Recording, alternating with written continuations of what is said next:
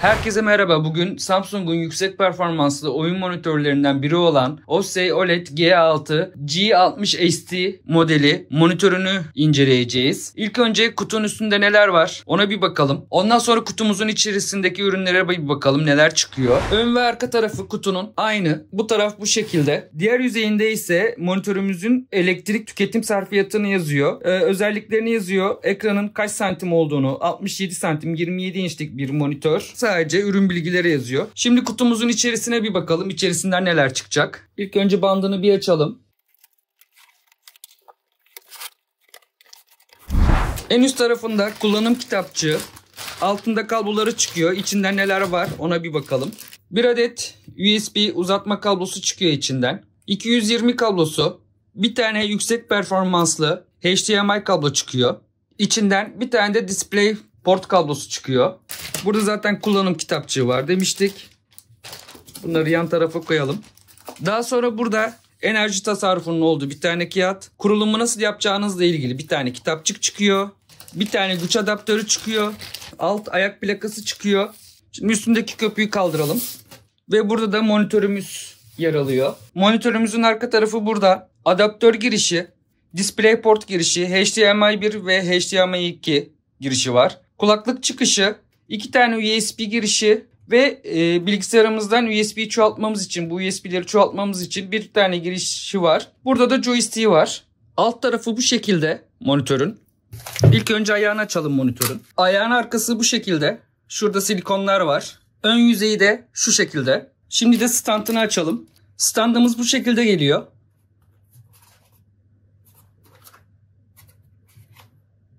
Standımızı sağa doğru koyup iyice yerleştiriyoruz. Ve kilitlenmesini sağlıyoruz. Bu şekilde stand oturuyor. Çıkartmak istediğimizde ise şu tarafa, burada bir tane düğmesi var. Bu tarafa basıp aynı şekilde çevirip standı çıkarabiliyoruz. Standı takmak istediğimizde şu tarafta 2 tane çentik var. Şu çentikleri yerleştiriyoruz. Ve aşağıya doğru basıyoruz. Burada bir tane düğme var. Bu düğmeyi yukarı doğru yaptığımızda monitörümüze takılmış oluyor. Ekranın inceliği şu şekilde ince. Burada tutma yeri olduğundan büyük ihtimalle burası kalın. Ekranımız yukarı ve aşağıya doğru hareket edebiliyor. Sağa ve sola döndürebiliyoruz ekranımızı. Ekranımız dik bir şekilde de gelebiliyor. Ve tekrardan eski haline getirelim. İster sağdan ister soldan bu şekilde ekranı dik bir şekilde getirebiliyoruz. Yukarı şu şekilde hareket edebiliyor. Şu şekilde de aşağı iniyor. Burası son noktası. Daha fazla aşağıya doğru yatıramıyoruz bu ekranı. İçerisinden çıkan HDMI kablosunu kullanacağız. Direkt bilgisayarın HDMI çıkışına bağlayacağım. HDMI 1'e takıyorum ve bilgisayarımızın HDMI'ne taktık. Bilgisayarınızın yerleşimini yaptıktan sonra şuradan da isterseniz kablolarınızı düzenlemek için şu şekilde bir bağlantı yapabilirsiniz.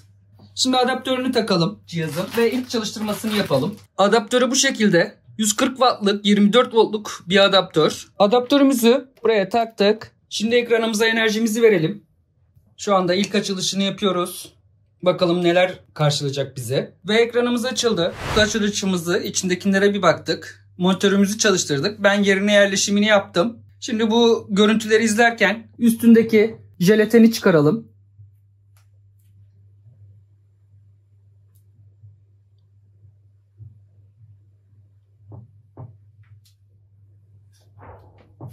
Şimdi biraz da Samsung OSEI OLED G6 G60 ST'nin teknik özelliklerinden bahsedelim. Monitörümüz 27 inç boyutlarında ve QHD çözünürlüğe sahip.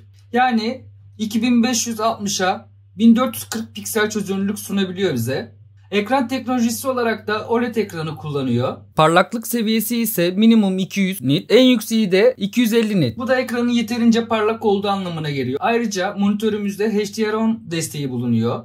Oyunlarda ise HDR10 Plus desteği sayesinde daha canlı ve etkileyici görüntüler görebiliyoruz. Monitörümüz ayrıca 360 Hz yenileme hızına sahip. Yani bu da aksiyon oyunlarında oldukça büyük avantaj sağlıyor size. Statik kontrast oranı ise 1 milyona 1. Tepkime süresi 0.03 milisaniye. Ekran koruma teknolojisi olarak da Samsung'un OLED Safeguard teknolojisi vardır üzerinde. Yani monitörümüzün arka yüzeyi dinamik soğutma sistemi ile donatılmış bir vaziyette. Dinamik soğutma sistemi ise soğutma sıvısını buharlaştırarak ısı dağılımı sağlıyor. Ayrıca termal modülasyon sistemi var üzerinde. Algoritmalarla tahmin edilerek parlaklığı otomatik olarak ayarlayabiliyor ekranımız. Ekran yanıklarını önlemek için sabit görüntüleri korumaya alıyor, parlaklığını azaltıyor. Ekranımızın ekran koruma özelliği bulunmakta. 10 dakika boyunca herhangi bir etkinlik olmazsa ekran kendiliğinden ekranını karartıyor. Bu sayede de ekran yanmalarının önüne geçiyor. Hem de enerji tasarrufu sağlıyor bize. Şimdi ufaktan bir menüsüne bakalım. Neler var menüsünde? Arkadaki açma kapama düğmesine bir kere basıyoruz. Şöyle bir menüyle açılıyor bize. Sol tarafa doğru ittirdiğimizde girişleri seçebiliyoruz. Buraya istediğimiz kısa yolu atayabiliyoruz. Bir alttan da monitörümüzü istersek kapatabiliriz. Buradan geri dönüş yaptırabiliyoruz. Bir üst tarafa çıktığımızda menü tuşu geliyor. Menü tuşunu tıkladığımızda ondan sonra burada belirli ayarları var. Sanal hedef yapabiliyoruz. Onu da yapalım. Şu şekilde sanal hedef çıkarabiliyor bize. Ve silahla birebir hareket edebiliyor. Şu şekilde de menüleri var. Arka tarafındaki led aydınlatmayı açmamıza yarıyor. Burada çeşitli ayarları var. Bunu kapalı yapalım. Şöyle yapalım. Şu şekilde arkasında aydınlatması var. Bu aydınlatmayı ayarlayabiliyoruz. Buradan ben şu seçeneği yapıyorum. Ekrandaki hangi renk varsa o renge göre arkasındaki ışık da değişiyor. Bu daha çok hoşuma gitti. Işıkların geçişlerini ayarlayabilirsiniz. Şu şekilde arkaya güzel bir ışık veriyor. Buradan da ekran boyutunu otomatik ya da geniş açı olarak ayarlıyoruz. Resim bölümümüz var. Resim bölümümüz bu şekilde parlaklık, kontrast, netlik, renk, ton ayarları, kontrast güçlendirme, renk tonu gibi ayarlarını yapabiliyoruz. İstersek ayarları beğenmezsek en alt tarafından da görüntüyü sıfırlayabiliyoruz.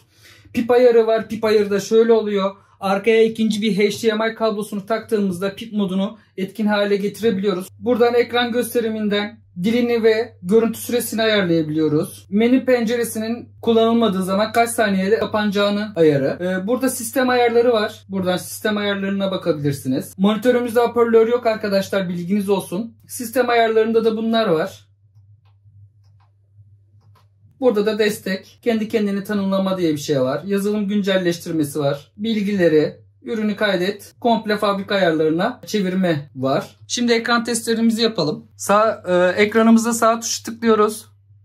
Daha fazla seçenek göster. Nvidia denetim masasına giriyoruz. Burada gördüğünüz gibi en yüksek ayarda 360 Hz yenileme hızında. Burada Nvidia renk ayarlarını kullan var. Onu işaretliyoruz. Burada 8 bit göreceksiniz. Burada 10 ya da 12 bite kadar çekebiliyorsunuz arkadaşlar ayarını. Ben 10 bit olarak ayarlıyorum. Şöyle gösterelim hemen. 2560'a 1440 360 Hz 10 bit RGB. Şimdi oyunu bayağıdan beri ellemediğim için ekran kararık durumda. Ekrana bastığımda direkt ekran aydınlanıyor. Eski haline geliyor. Biraz da şimdi oyun oynayalım.